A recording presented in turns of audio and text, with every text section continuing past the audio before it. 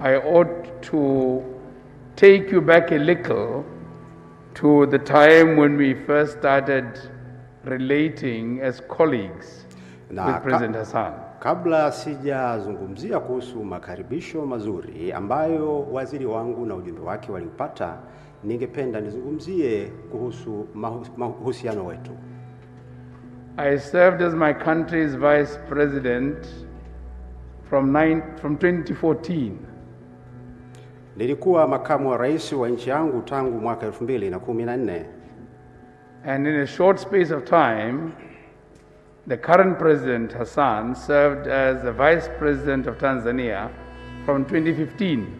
Lakini pia rais wa Tanzania wa sasa Mheshimiwa Samia Suluhu Hassan alikuwa makamu wa rais tangu mwaka 2015. I don't know if it's because our then bosses did not like to travel or were afraid of traveling. Sasa sijui mabosi wetu wa zamani kwamba hawakupenda kusafiri au waliogopa kusafiri. But we were both sent on missions to represent our bosses. Lakini tulikuwa tukitumwa sehemu mbalimbali kuwakilisha mabosi wetu. And so while she represented Tanzania either at the AU or SADC, I too represented Botswana at such meetings. Kwa hiyo Mheshimiwa Rais alipokuwa akimwakilisha bosi wake kwenye mikutano ya Umoja wa Afrika au SADC, mimi pia nilikuwa nikimwakilisha bosi wangu.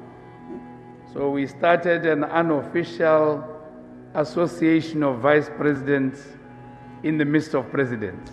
Kwa hiyo tukaanza kuwa na ushirikiano kama makamu wa maraisi. So this sister brotherhood between myself and President Hassan comes from that. Kwa hiyo udugu wetu na ukaribu wetu ulianzia hapo. I have a lot of respect for President Hassan. Ninamheshimu sana Mheshimiwa Rais. I have a lot of time for President Hassan.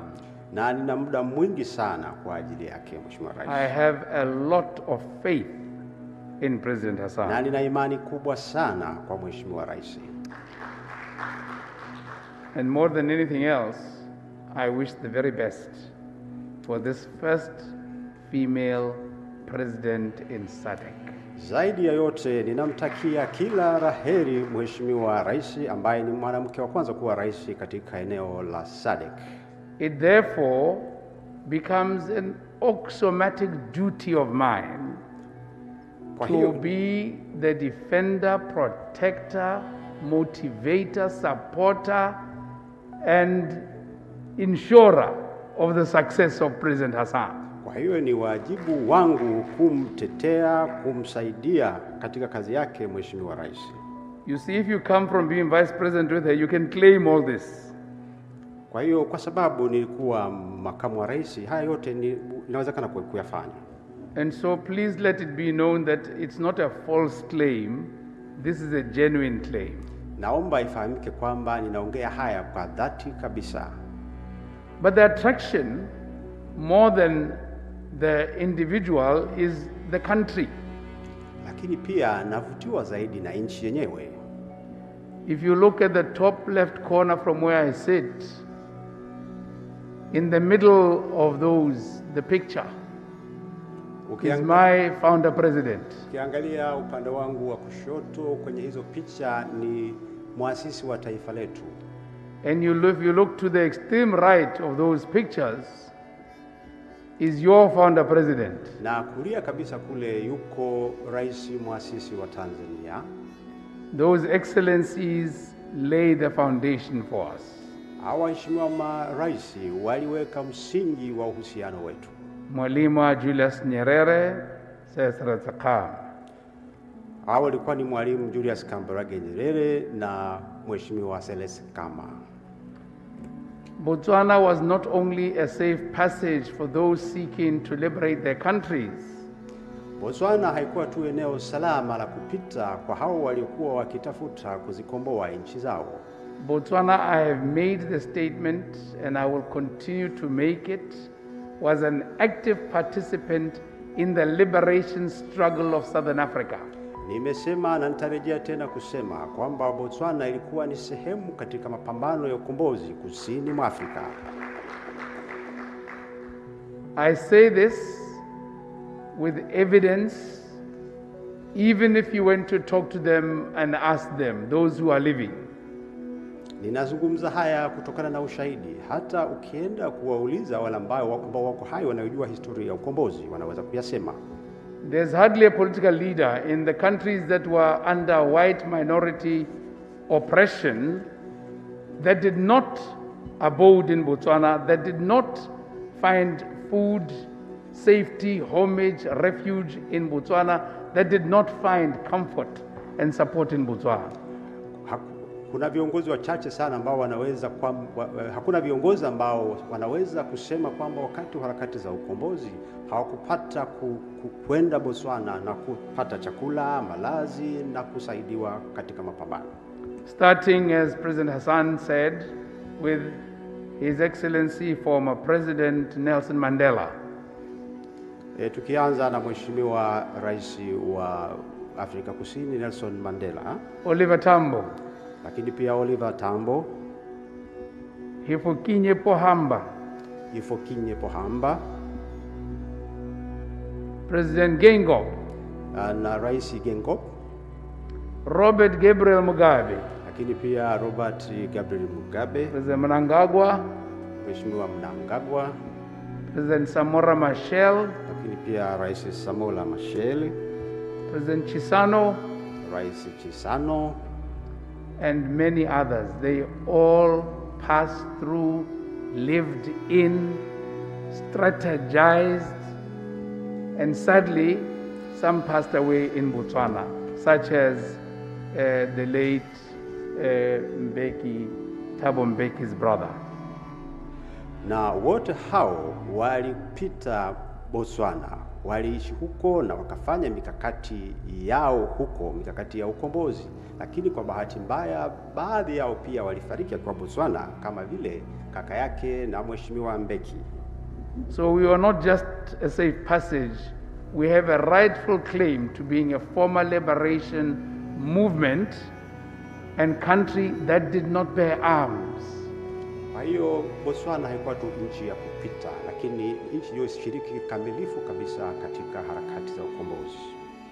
We bore our land, we bore our emotional intelligence, and we bore our political support. Tulisaidia katika mapambano, lakini pia tulisaidia kisiasa, na pia tulisaidia katika mikakati mbalimbali ya ukombozi. Although we denied it at the time because there was this giant bully next to us. Ingawa ilikuwa ni ngumu wakati ule kwa sababu kulikuwa na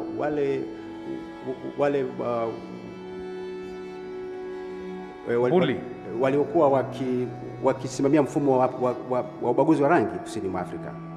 Yes, but Madam President, it is that history from which we come in our programmatic interactions, in our economic and socio-political interactions. Kwa hiyo tunapoendelea na ushirikiano wetu katika kupanga mikakati ya kiuchumi na ushirikiano wa kisiasa, tunatoka kwenye historia hiyo. And our job is to grow it, and grow it we will. Kwa hiyo ni lazima tuendelee kukua. And the reason for wanting to grow it is because we have an onerous responsibility to make sure that you lead Tanzania for the benefit of the Tanzanians, I lead Botswana for the benefit of the Botswana. Ni lazima tuendelee kukuza ushirikiano huo kwa sababu ni lazima uweze kuongoza Tanzania kwa manufaa ya Watanzania, nami niongoze Botswana kwa manufaa ya Wabotswana. But we do this so that it is mutually reinforcing. Kwa hiyo tunasaidiana. And so we have directed our Ministers of International Affairs to work on the revival of the Joint Permanent Commission of Cooperation within 3 months. Kwa hiyo tumewaelekeza mawaziri wetu wa mambo ya nje kuweza kufufua tena ile tume ya ushirikiano na waanze kukutana ndani ya miezi 3.